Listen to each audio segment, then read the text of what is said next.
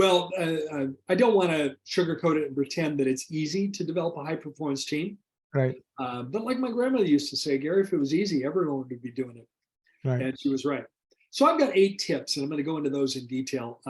Let me number them as I go so I can remember to cover all 8. Number 1, create a very strong practice purpose. Very strong practice purpose. Your why. What is your practice about?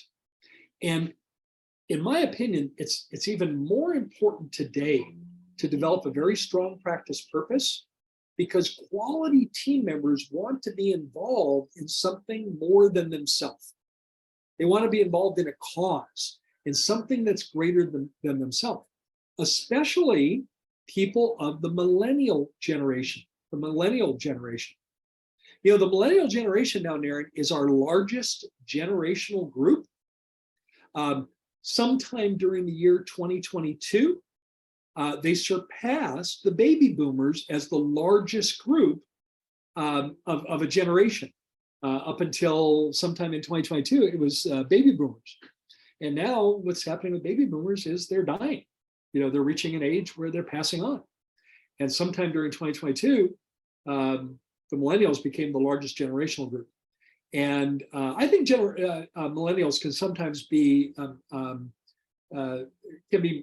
maligned there with broad generalizations. But I have a positive generalization I'd like to put on millennials. Millennials often want to be involved in something that's bigger than themselves, something that's cause-based. So creating a very strong practice purpose, what you're all about, can be a magnet to attract the best people in your community, people that want to come work for you because they want to be involved in something. They want to be involved in improving people's lives. You know, so if your purpose is all about, you know, helping people in your community enjoy the benefits of great oral health, where we know that today that's not just related to the health of their teeth and gums, but related to their overall health, and in truly changing the lives of others that we get to interact with. That's a very strong practice purpose. That's a purpose that is like a magnet that draws quality people into your practice. Naren, do you see that? Oh, absolutely, Gary. I think the purpose is key, because if you don't know where you're going, you're not going to get there. And I love the one of the purposes you have for Life Smiles. You created for Life Smiles with your dental partners, is we want to take care of people like we like to be taken care of. You know, and you talk about technology, you talk about doing the very best. So I think that rallies people, right? When you are very clear on why you are waking up in the morning, leaving your kids, or making all the sacrifices you're making and coming here, it better be worth it. And at that kind of a purpose, we want to improve the health and smiles of the people in our neighborhood, and we want to take care of people like we want to be taken care of. That's a worthwhile purpose. And change the life of others. I mean, I think at a fundamental foundation, people want to be helping others. You know, yes. Especially in dentistry, they really want to help change the lives of others. Right. So number 1, create a very strong practice purpose. Your why. What is your practice about? Number 2, cultivate a practice culture. Naren, a practice culture is developing it whether you're creating it or not. Yes. Do you agree with that? 100%. 100%. And if you're not driving it, you may end up with a culture that you don't necessarily want. Right. So you've got to be in the driver's seat on this. And recently I helped one of our clients develop their own practice culture. And I'm going to read some of the bullet points that was important to this practice. Again, you're welcome to use these or use it as inspiration to create your own practice culture. We aspire to take care of patients the way we would like to be taken care of, clinically and behaviorally. We expect our team members to support one another. We expect you to embrace lifelong learning with the goal of being better tomorrow than you are today. We seek to understand each team member and each patient as a unique person.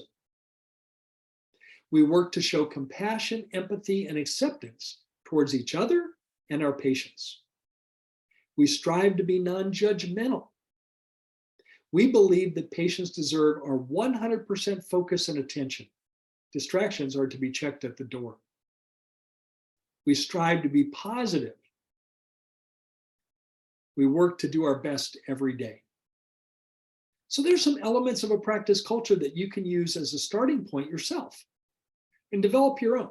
But that's how we hold ourselves accountable to those cultural components. And that's how we let our expectations be known to our team members. Number 3, one of the tips to develop a high performance team is develop a genuine connection with each and every one of your team members. Now, Aaron, you've heard me talk an awful lot about developing a connection with our patients. Yes. That's very important. But it's equally important to develop for the doctor to develop a connection with each and every one of their team members. Would you agree? 100%. I mean, I know one of the meetings you recommend or suggest to your clients is this one-on-one meeting. So every few months or every so often, you want to sit down and listen to the patient. I mean, to the team member, get to know them, like know that they know that you care about them. It's she or he is not just a number or a person who does a task, but they're a human being. The more interested you are in them, the more interested they are in your practice. Exactly. The more interested, you said that well, Naren, the more interested you are in them, the more likely they are to be interested in your practice. Absolutely right. How well do you know your team members? Do you know their spouse's name? Do you know what their spouse does for a living? Do you know their kids? Do you know their kids' names? Do you know their dog's name? Do you know their faith? Do you know much about their extended family? Do you know much about their hobbies and interests? In the same way that we want to know those things about our patients, we need to know those things about our team members. And that really changes the dynamic, from, ho-hum another day at work to I'm working with people I genuinely care about. Right. Yeah. Number 4, make it your mission to develop each team member. Make it your mission, doctor, to develop each team member. How much of a career path do team members have in your practice? And I don't mean just promotions, but ways they can learn more about dentistry. How much of a career path? I mean, if an assistant, if their job is to hold the suction, that really isn't a recipe for a long time fulfilled assistant in your practice, is it? 100%. I think the old management method is, this is the job description, you do what this says, but I think that doesn't work. As opposed to like you use DISC, I use a Kobe. You want to find out what people's strengths are, who they are. The more you know about them, craft a role that makes them jump out of bed and come to work because they love it. Like, for example, someone loves people, they should be on the phone. Someone doesn't, they shouldn't be on the phone. Like simple. But a lot of times we don't really take the time to understand our people, their strengths, their tendencies, and we don't tap into them. For example, 2 of our assistants wanted to go to hygiene school. They had aspirations, and we encouraged them to go to hygiene school. Right. Now, that may sound kind of, well, Gary, you're going to lose them for 2 years while they're in hygiene school. Yeah, but we want to develop each team member. And this happened at different times, but I said to each one of these team members, we're excited about you going we're going to miss you, but we're excited about you going to hygiene school. The only thing I request is that when you graduate from hygiene school, you come back into our practice as a hygienist. And guess what they did, Aaron? They both did. Makes sense. Both of them said, well, Gary, after working at LifeSmiles, I wouldn't want to work anywhere else. Yeah, well, we care about those who care about us. I found out how many days a week they were interested in working. And I said, well, now the job's on me to develop the hygiene department enough to bring them back into our practice as a hygienist. And we did that. So make it your mission to help develop each team member. Number 5, embrace transparency. Naren, transparency is a very strong quality among leaders. When leaders are transparent, it elicits following and support. So embrace transparency. If you make a mistake, talk about it transparently. Talk about what you did, what you learned, and what you can do differently next time. Transparency is a wonderful quality. I think it's one of the most important qualities. Integrity and transparency, I think, are equally important qualities of very effective leaders. And if you're going to develop a high performance team, you've got to develop your leadership skills, Doctor. There's no getting around that. Number 6, invest in your team members. Here's some ideas. Regular team meetings where we're constantly bringing education in. They could be, practical work sessions where they're learning new skills. But regular team meetings, semi-annual team meetings, where we invest in our team to learn more new skills. Taking the team to an annual conference, a CE conference together as a team. And maybe something simple, as you're doing individual check-ins with your team members, you might say something like this. Marty, is there anything on your practice wish list that you would like? Is there anything material that I can do to support you? Is there anything you need? What's on your wish list? I mean, it might be as simple as, I sure wish we had an extra printer. It seems like the one printer we have is always backed up and there's a queue for it. I sure wish, do you think we could solve that wish list, Nary? Absolutely. It doesn't necessarily involve a lot of investment, but it's being tuned into what they need.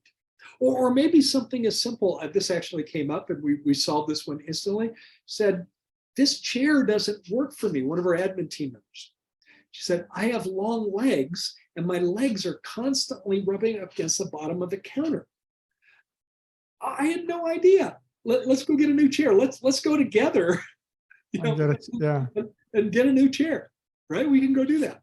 How does it make someone feel when we fulfill that wish? Oh, very happy. They feel like you care, you listen. Yeah, you heard that. You heard that. So make it a habit of, hey, when you're doing check-ins, how can I support you? What else can I do? What could I do that would, make your work life better for you? It might be as simple as a stapler. Okay, we can do that. We can do that. Number 7, model the behaviors from yourself that you expect from your team members. Think about that for just a minute. Model the behaviors yourself that you expect from your team members. One of the really cool things I notice when I see strong leader dentists is they're willing to do anything in the practice. Nothing is beneath them in terms of if it needs to be done, they can jump in and do it.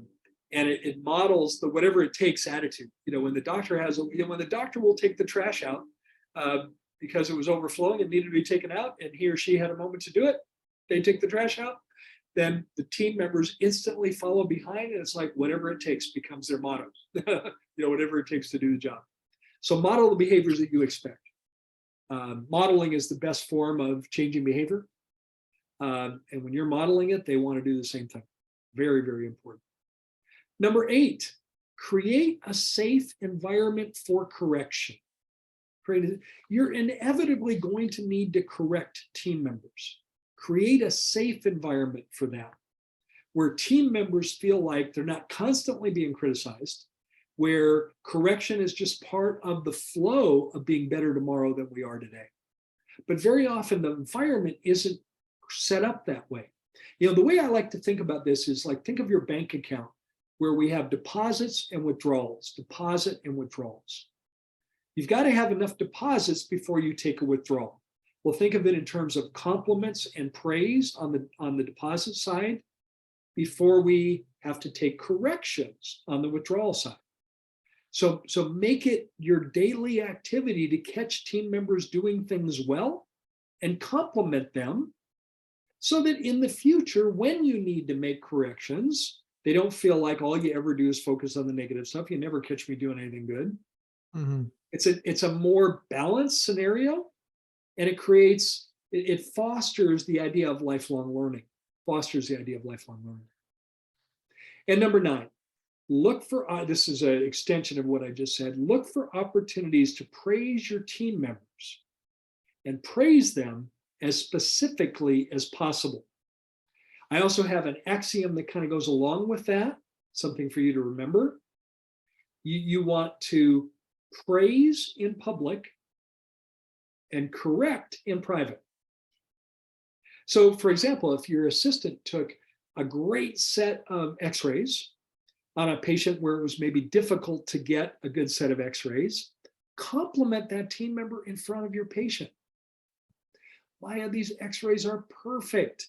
They've given me all the information I need. Thank you. Now, if you're the patient sitting in the chair, how does that feel? How does that sound to the ears of the patient?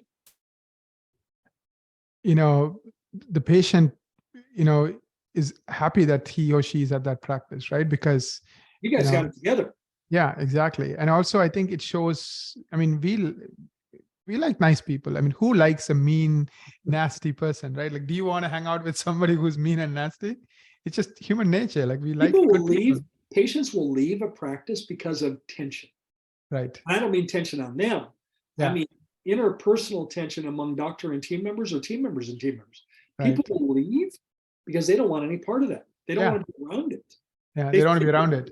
Yeah. Yeah. But when they hear you complimenting the team, they Yeah. feel like, I love coming here. This is a cool place.